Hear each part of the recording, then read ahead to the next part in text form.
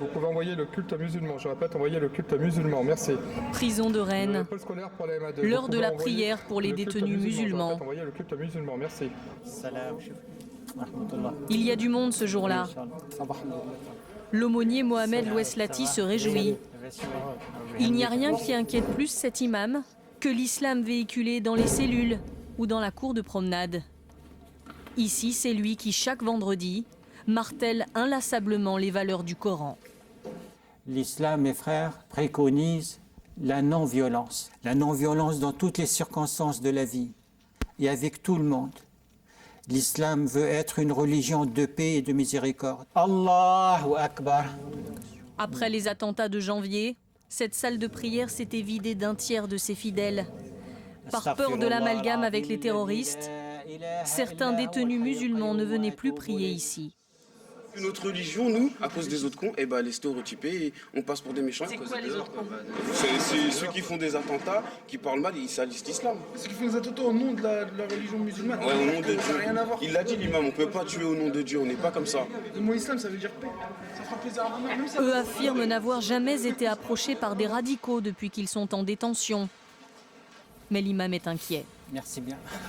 Il arpente les prisons françaises depuis 15 ans et selon lui, le risque de radicalisation est plus fort que jamais. Chaque semaine, l'aumônier reçoit des dizaines de courriers de détenus musulmans. Je suis musulman et je souhaiterais pratiquer la prière du vendredi. Des à la croyants mosquée, en si mal c'est de possible. repères Bien, il y a déjà 3 fautes d'orthographe. et en proie à toutes les Je souhaite dérives. participer au culte. Il n'y a pas une feuille qui est bien écrite en français.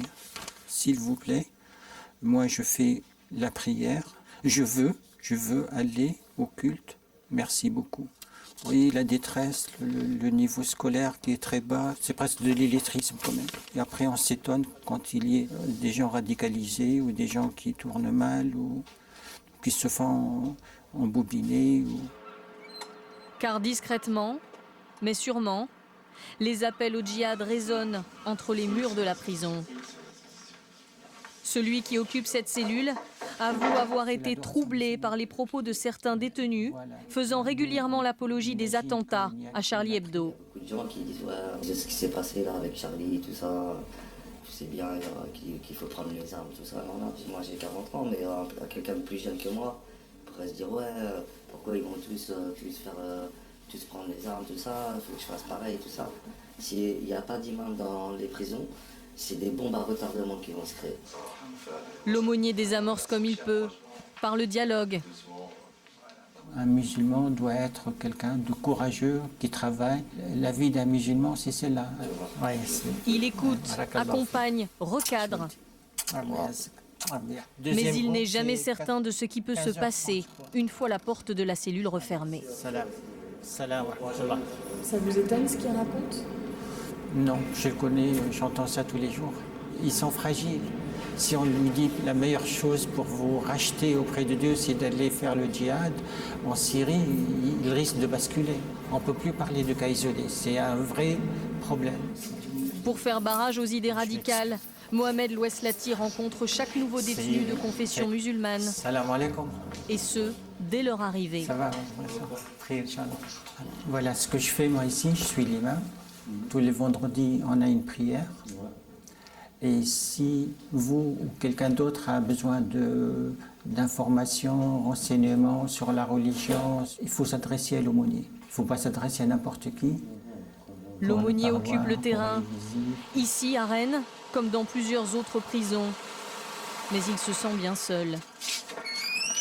En France, il y a seulement 186 aumôniers musulmans, moins d'1 par prison.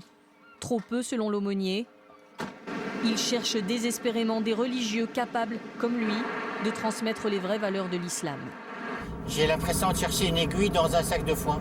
Quelque chose qui est très rare. Il faut le trouver, quelqu'un qui a une double formation, arabo-musulmane, française, universitaire. Où est-ce que je vais trouver ça? Il n'y a pas des centres de formation appropriés, adaptés pour former des imams, former des aumôniers en France. Ce jour-là, près de Caen, il a un rendez-vous avec l'un des imams de cette mosquée, un des rares candidats pour être aumônier en prison. L'homme a fait des études de théologie, mais il a aussi des diplômes universitaires. Ingénieur en biologie, 99. Un profil rassurant pour Mohamed Loueslati. L'imam paraît instruit et ouvert, et il est prêt à intervenir bénévolement. C'est quel islam que vous allez expliquer aux détenus? Le respect, le partage, le bon comportement avec les autres. Le pardon. Et, bien sûr, le pardon, sans oublier les valeurs de la République. Il faut beaucoup de pédagogie, beaucoup de patience, méthodologie, bien sûr. L'aumônier Loueslati sait combien la tâche est délicate. Il réclame des imams mieux formés et des aumôniers professionnels pour que les prisons françaises ne servent plus de terreau à la radicalisation.